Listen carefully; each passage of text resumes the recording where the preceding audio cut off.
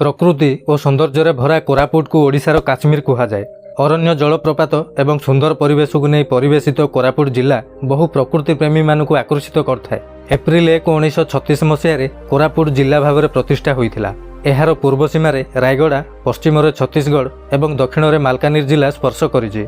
British आगमन पूर्व सूर्यवंशर राजा वीर विक्रमदेव 17तम शताब्दीर मध्य भाग में राजधानी नंदपुर ठारू जयपुर को स्थानांतर करथिले। एठाकार 80% लोक माने चाष उपरे निर्भर करते, जो धान, मांडिया, काजू, कॉफी, कॉटन मुख्यतः।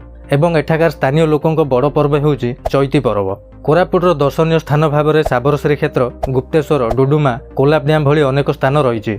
देवमाली विषय तो शुणिथिबे। खाली एतिकी नुहे, जिलार बहु शिल्पांचल अवस्थित जहाँकि जिलार आर्थिक स्थिति विकास में महत्वपूर्ण भूमिका ग्रहण करथांती। जहाँकि कोरापुट जिलार दामनजोड़ी ठारे आलुमिनियम कंपनी नाल्को एवं सुनाबेड़ा ठारे निर्मित हेउथिबा एरो इंजिन कंपनी हाल